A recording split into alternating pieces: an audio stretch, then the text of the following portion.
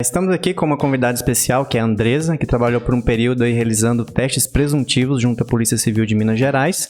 E hoje ela vai contar para nós um pouquinho sobre a sua formação e também sobre o seu dia a dia no laboratório. Então, Andresa, bem-vinda. Obrigada, Eduardo, pelo convite de estar fazendo essa aula explicativa. É muito bom disseminar conhecimento aí para a galera. Eu fiz estágio na Polícia Civil aqui da minha cidade, que é de Divinópolis, em Minas Gerais. E sim, trabalhei no laboratório fazendo testes definitivos e preliminares de drogas. Hoje, em específico, vamos falar somente da maconha, e da cocaína a gente deixa para um outro vídeo aí para a galera assistir e acompanhar, né? Um podcast aí, número 2. Isso. Enfim, eu sou formada em bioquímica e atualmente eu estou fazendo mestrado em bioquímica e biologia molecular, que é a área um pouco diferente. Vamos começar então falando aqui das definições e classificações, né? Segundo a OMS, na farmacologia, a droga é qualquer substância capaz de alterar nossos processos fisiológicos, né? Pode incluir substâncias orgânicas ou inorgânicas de origem natural, sintética ou semissintética. E droga, ela tem a finalidade benéfica ou não. Drogas lícitas, acho que a maioria já sabe, que é legalmente comercializado, né? Já as drogas ilícitas, é ilegal o comércio, como a maconha, crack, cocaína, heroína. Quero fazer só um comentário em relação a isso, igual você falou. Realmente tem uma confusão muito grande que é feita entre esses termos, né? Droga, fármaco, medicamento e remédio. Mas, como você falou, na farmacologia, droga é absolutamente qualquer substância que modifica a fisiologia de uma pessoa, né? Até mesmo um solvente, por exemplo, ele pode ser uma droga, né? Desde que ele altere as funções fisiológicas. Um exemplo disso é o loló, que é feito com mistura de solventes. Então, o pessoal utiliza éter de etílico, de clorometano, clorofórmio. Eles fazem uma mistura desses solventes ou utilizam apenas um deles, tá? Droga é isso, né? Realmente é o que afeta a fisiologia da pessoa. Então, falando especificamente da maconha, né? Que é nosso principal tema, que é a maconha hoje. O nome científico, cannabis sativa, né? Do latim significa canho. A principal substância psicoativa, o tetrahidrocannabinol, que é o THC, a sigla. A estrutura química aqui da THC tem o delta 8 também, THC, que é psicoativo. E estima-se, né, que a maconha possui mais de 400 componentes, sendo 60 deles conhecidos como os canabinoides, que são os compostos psicoativos, que são esses compostos que a gente quer achar nos exames, né, sentidos preliminares. Tem os canabinoides que não são psicoativos também, que é o canabidiol e o canabinol. Chega muito lá pra gente baseado, o cigarro artesanal, normalmente feito de partes secas da planta picada, aí ele faz o fumo. Coloquei aqui uma porcentagem entre 1 e 4% de THC, mas pode variar. E temos também o haxixe, que é extraído das flores da planta. Então é uma porcentagem muito mais alta de THC. Eu coloquei entre 10 a 20% de THC, porque varia muito, depende muito da extração. Tem vários tipos de extração, eu não vou ensinar aqui como que é feito, né? Assim, nem sei muito como extrai, mas assim, tem extração com butano, com gelo, com álcools, etc. Esse nome IUPAC aí pro THC, ele é um nome mais genérico. Se nós olharmos bem a estrutura aí, nós vemos que tem 2 asterísticos vermelhos, né? Que indicam 2 centros quirais ali. Ou seja, temos a possibilidade de 4 enantiômeros, só para esse canabinoide em específico. Então hoje a gente sabe que a cannabis sativa, ela tem mais de 500 compostos já identificados, né? Se você pega o handbook sobre cannabis, você vai conhecer vários deles. E mais de 104 desses compostos, eles são canabinoides, né, que ativam os receptores canabinoides. Inclusive, alguns deles têm um esqueleto carbônico diferente dos terpenofenóides, que são aqueles compostos que têm 21 carbonos, que é o C21, chamado assim, né? Nesse caso aí nós estamos falando de todos os derivados e produtos de transformação também. Já o termo fitocannabinoide, esse sim ele é utilizado para designar apenas as substâncias de origem da planta, né, sem nenhuma transformação estrutural. Outra coisa que eu quero falar, que é apenas uma curiosidade, né, sobre a concentração de THC na planta, é que ela vem aumentando ao longo dos anos, tá? Então, enquanto a concentração do canabidiol, que tem propriedades terapêuticas, vem caindo, né, e isso já foi comprovado, Isso mostra como a potência da planta tem aumentado ao longo do tempo, tá? Então, ao mesmo tempo que a sua capacidade terapêutica, ela tem reduzido, né? Então, fica claro que a natureza, né, está cada vez mais nos entregando uma planta potencialmente mais danosa. Para a gente ter uma referência disso, em 1995, a maconha ela tinha uma proporção de THC-CBD de aproximadamente 14, ou seja, 14 vezes mais THC do que CBD. Isso em 1995. Já em 2014, isso passou de 14 para 80. Então, em apenas 19 anos, a proporção de THC aumentou quase 6 vezes. Ao meu ver, né, para isso ter acontecido em tão pouco tempo, né, 19 anos, eu acredito que pode ter sido também efeito da influência do ser humano sobre as condições ambientais do nosso planeta, né, devido à emissão de gases, queimadas, né, e tudo mais, né. Então, a planta respira diferente, ela recebe quantidades de radiação diferente, né, radiação solar, e consequentemente ela produz seus metabólitos de uma forma diferente. Para o azar da humanidade, né, essa tendência levou ao aumento do constituinte mais danoso, que é o THC, né, que é psicoativo. Isso acaba sendo um ótimo motivo para a regulação dessa planta, né, como diversos países já têm feito, e o Brasil também caminha para isso. A maconha, ela é classificada como psicodilético,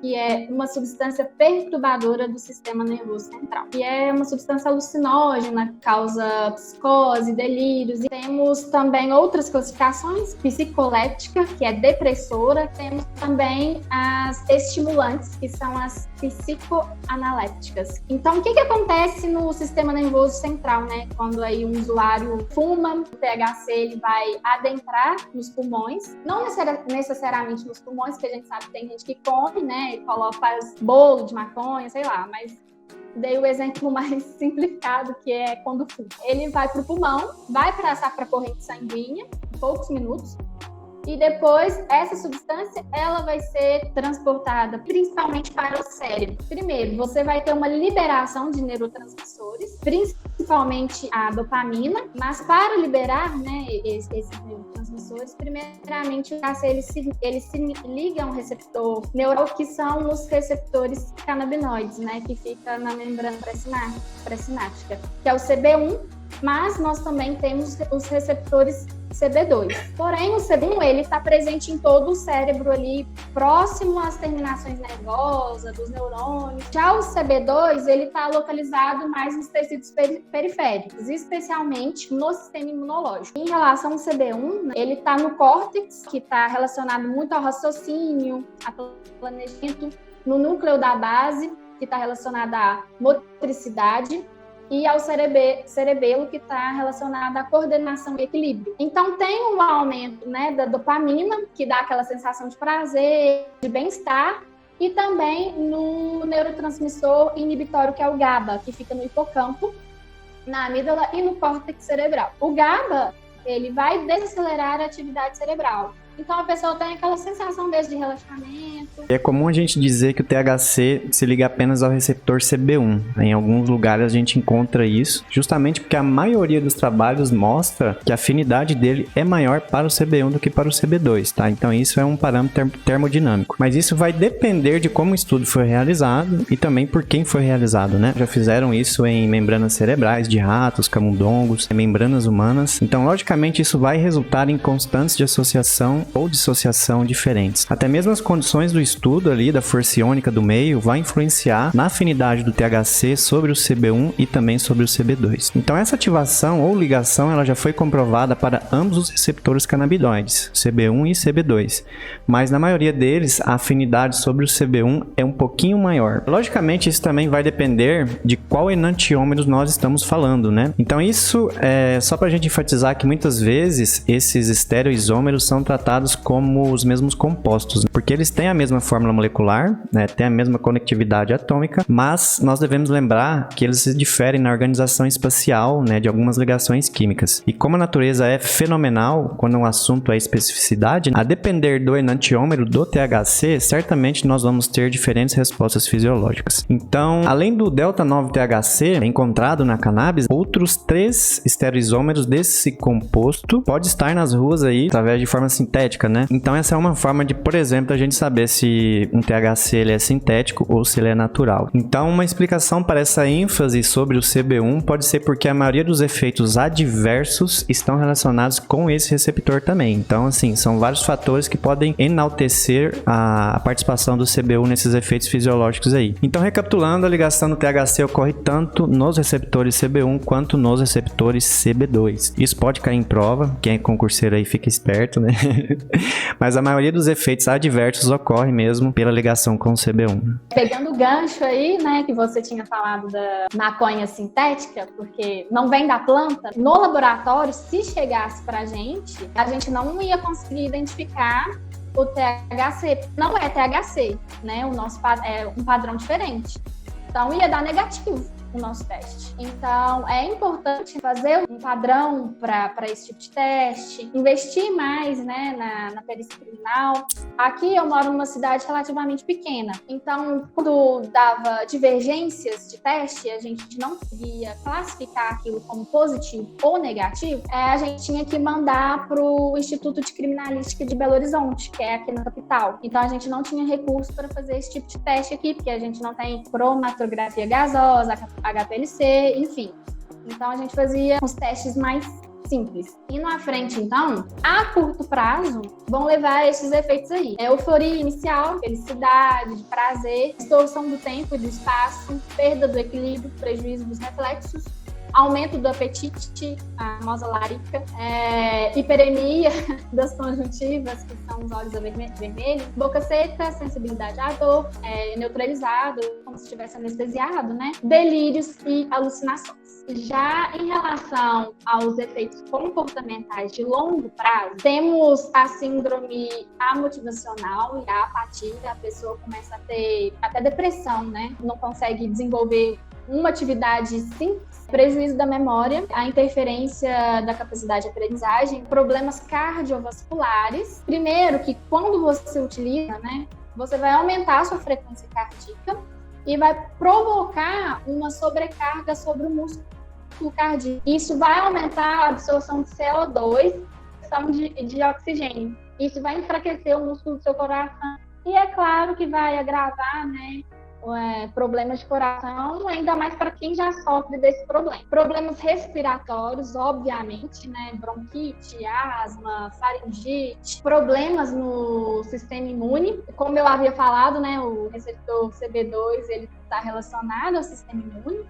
Por quê? Os canabinoides, eles vão provocar uma redução dos mecanismos de defesa orgânica. Isso vai fazer com que os ácidos nucleicos, né, sejam inibidos, fazendo com que eles não ajam diretamente sobre o DNA e vai ali inibir a síntese, vai prejudicar a produção de anticorpos e etc.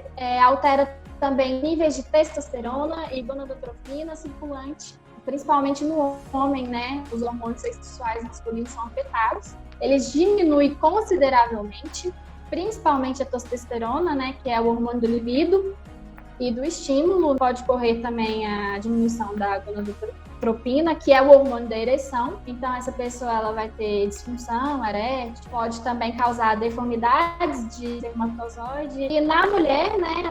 Ocorre a malformação congênita, para as mulheres que, né, estão grávidas. O bebê ele pode nascer com alterações cromossômicas, né, como eu falei, que afeta a síntese de DNA, e pode ocorrer aborto. Então, no fim, né, não compensa aí o uso. Os malefícios são muito maiores que os benefícios.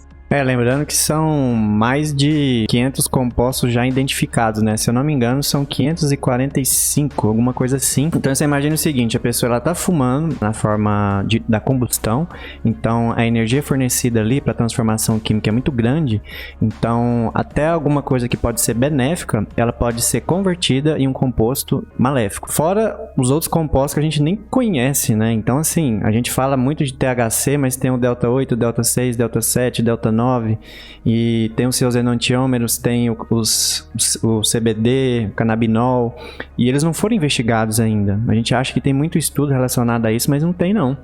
Então, assim, imagina você pega uma maconha que vem de fora, maltratada, cheia de insetos, né, com fungo também, que gera problema pulmonar, né, quando a pessoa está fumando, está cheia de fungo, eles são fungos resistentes ao calor. Então, quando a pessoa dá uma puxada, o fungo ele vem através do cigarro e vai para os pulmões.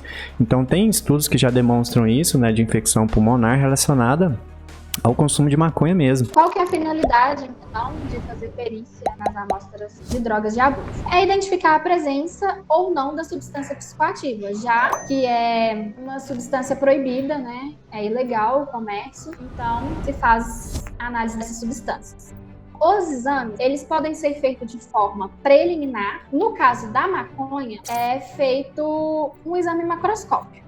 Então, chegava lá o material, seja ele em porção, tablete, a semente ou a planta mesmo, chegava a planta em vaso, então chegava de várias formas. A gente só olhava mesmo, batia o olho, que é uma planta muito característica, não tem uma planta semelhante. O exame preliminar para maconha, o que eu falei, né, mais macroscópico, já soltava rapidinho o laudo. A gente, às vezes, fazia o teste de imunoensaio, que é aquele teste da fitinha, com o anti-THC. Coisas básicas que a gente tinha que fazer lá na perícia. Tudo tinha que ser anotado, então chegava lá, a gente tinha que anotar a massa, a forma como ela foi apreendida. Tá, e lembrando que as análises definitivas, né, não as presuntivas, elas são as que passam maior confiabilidade, né, sobre o resultado. A gente tá falando do uso de equipamentos sofisticados, né, como por exemplo o uso de CG, que é um cromatógrafo gasoso, ou HPLC, que é um cromatógrafo líquido de alta eficiência, e eles devem estar acoplados, por exemplo, a um espectrômetro de massas, né. Se for um espectrômetro de massas em tandem, que é conhecido como MS-MS, onde os dois espectrômetros de massas estão em sequência, melhor ainda, porque há um consenso mundial de que essa técnica é sim de alta confiabilidade. Porque no primeiro analisador ali do espectrômetro em tandem, a gente separa os íons, né, moleculares e identifica a massa de cada um deles. Então esse é o primeiro estágio do espectrômetro em tandem, né?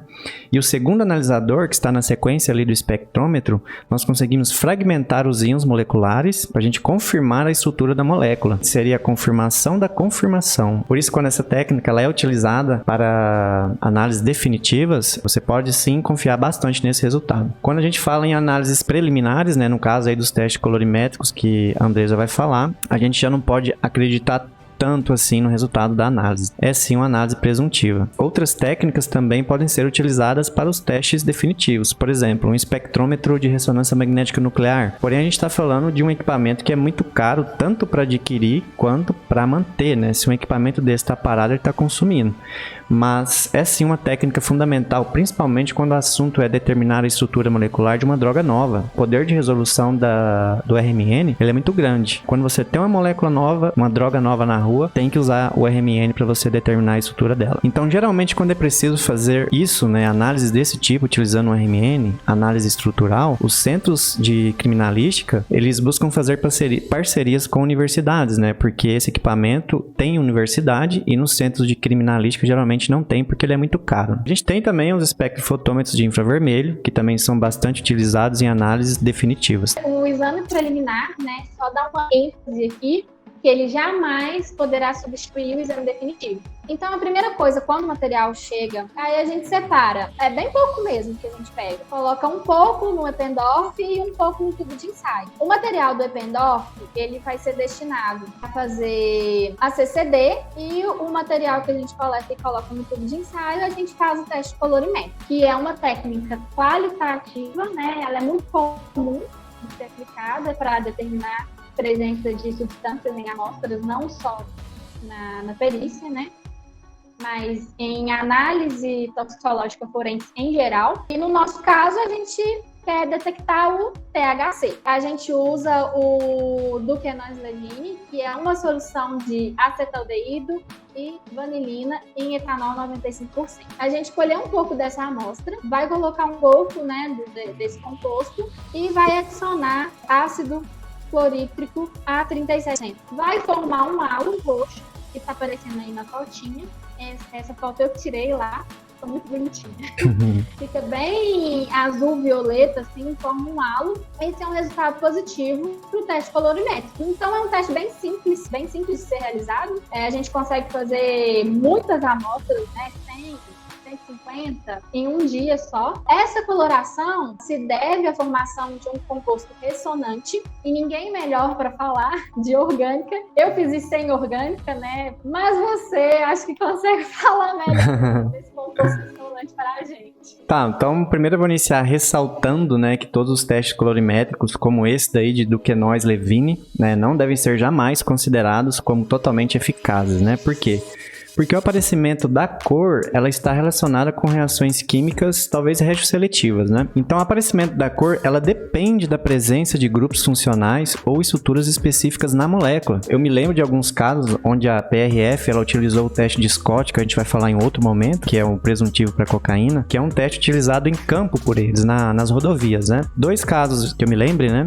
Onde o motorista que andava com agrotóxico dentro do carro, ele tinha um pó branco dentro do carro, e eles utilizaram um teste de Scott e deu um falso positivo. O fazendeiro, ele ficou mais de 20 dias presos, né? Esses testes não podem ser considerados como totalmente eficazes, né? Já o teste de Duquesnoy-Levine, que é o que nós estamos falando aí, o aparecimento da cor, que é o que você estava questionando, resulta da reatividade do anel aromático do THC. Então a gente vai para o próximo slide. Nesse slide nós temos a reação entre o delta 9 THC e os reagentes do teste de Duquesnoy-Levine, né? O ponto de reação no delta 9 THC é nesse carbono 4 que ocorre uma reação de substituição eletrofílica, tá? Onde o hidrogênio ali do anel aromático ele é substituído por esse grupo cheio de ligações duplas alternadas. Mas por que o carbono 4 seria o ponto de reação? Porque os grupos ligados ao anel aromático ali, ó, são grupos ativadores do anel. Eles jogam densidade eletrônica para o anel. Então, tanto a hidroxila do fenol quanto o oxigênio do éter ali são orientadores orto-para. E o carbono 4 é o ponto no qual há uma maior densidade eletrônica pela deslocalização dos elétrons. O éter ali está orientando em orto, né? E a hidroxila está orientando em para. Então esses efeitos se somam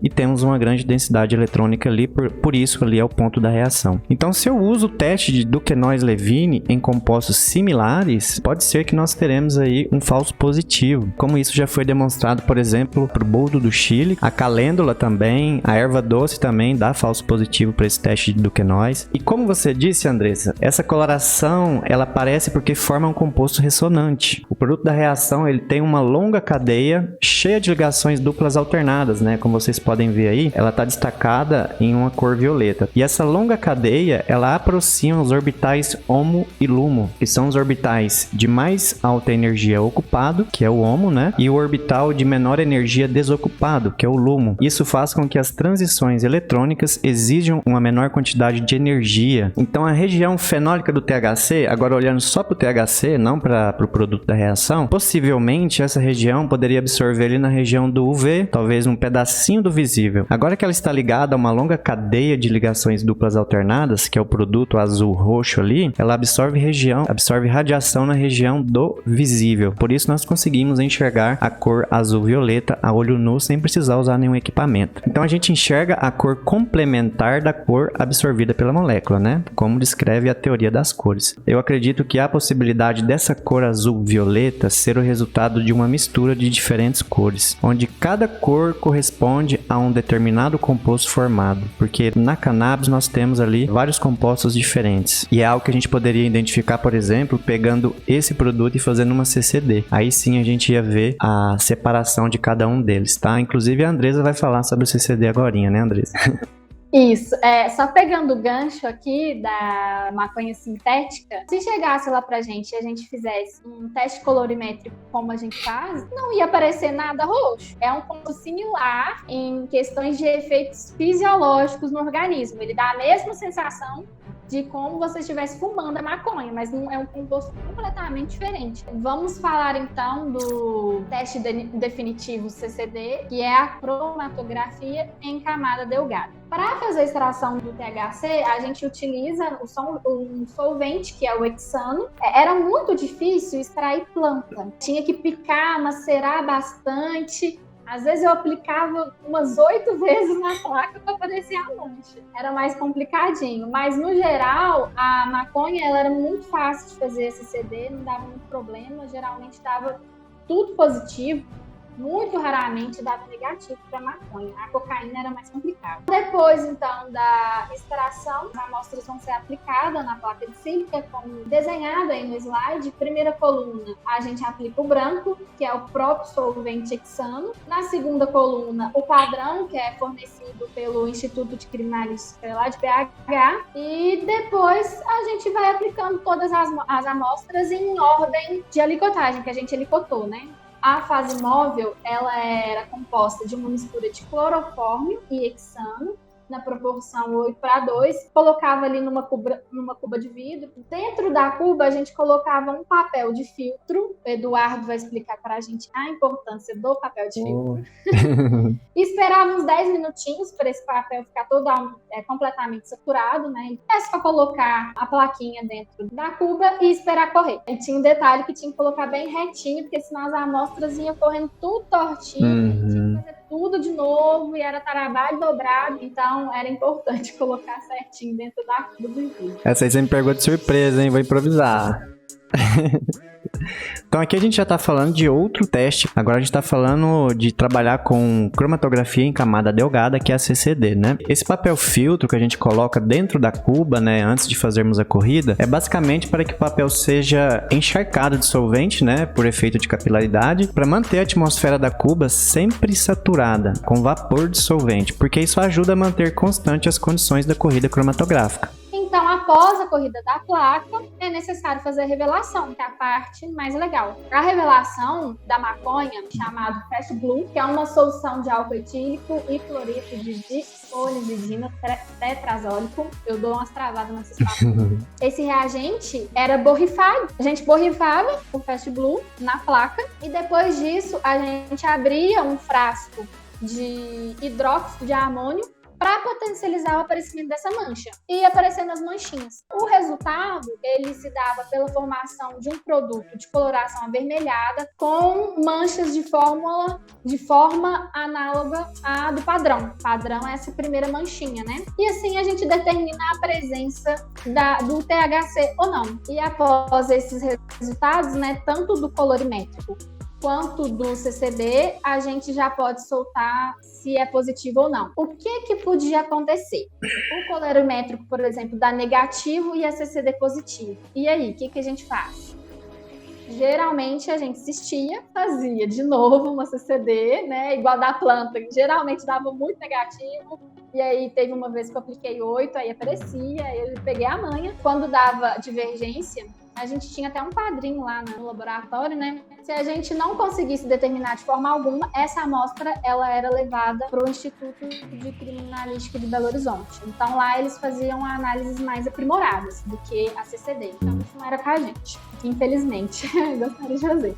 Então, essa coloração avermelhada é um resultado da combinação de cores, né, produzida pela reação do Fast Blue com os diferentes canabinoides, como você disse, cada um emite uma cor diferente e todas essas cores juntas dá essa coloração aí da placa. Tá, é isso aí. O Fast Blue ele é um reagente utilizado em vários tipos de teste, né? E um deles é esse, né? Que é para revelar compostos fenólicos, né, presentes na cannabis, como esses 3 canabinoides aí que a Andresa mostrou pra gente. Inclusive, nesse próximo slide aqui, nós temos um exemplo para o Delta 9 THC, onde ali nós observamos 2 porções fenólicas de 2 moléculas de THC que são unidas pelo reagente. E da mesma forma que o teste colorimétrico anterior, isso ocorre através de reações de substituição eletrofílica. Repare que é na mesma posição, na posição 4 do anel fenólico do THC, que ocorre essa substituição. Esse produto aqui, com a maior quantidade de duplas alternadas, mantém mais próximos ainda os orbitais HOMO e LUMO da molécula. Ou seja, menos energia ainda vai ser necessária para que ocorra o fenômeno de transição eletrônica. Por isso, essa molécula absorve na região do verde, mas nós enxergamos a sua cor complementar, que é a cor vermelha, que é o positivo pro THC. Por hoje é só, né? Eu acho que já tá bom. A gente conheceu aí o teste presuntivo para maconha, 2 deles, né? Que é o de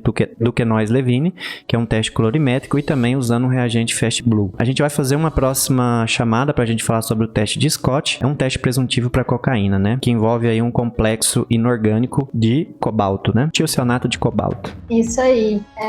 Que no caso são 3 testes. tem um a mais do que o de maconha. Bem interessante também e é mais chatinho de fazer. Dava muito mais negativo. E a gente vai falar por quê, então não percam o próximo vídeo. Então é isso, Eduardo. Queria agradecer. Eu espero que tenha ficado claro, né, muitas coisas. Se não tiver ficado claro, o pessoal pode estar perguntando a gente, que a gente vai esclarecer as dúvidas. É isso aí. Valeu, Andresa. Obrigado por participar aí, tá? De contar pra gente um pouquinho da sua experiência no laboratório forense, né? Então a gente junta um pouquinho da sua experiência, um pouquinho de um conhecimento meu e a gente começa a passar um pouco de informação pra galera, né? Valeu.